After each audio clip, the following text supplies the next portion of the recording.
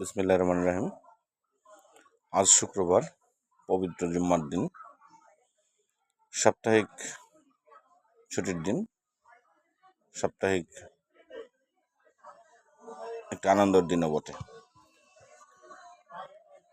আজ নামাজ পড়তে হবে, এটাই জানি।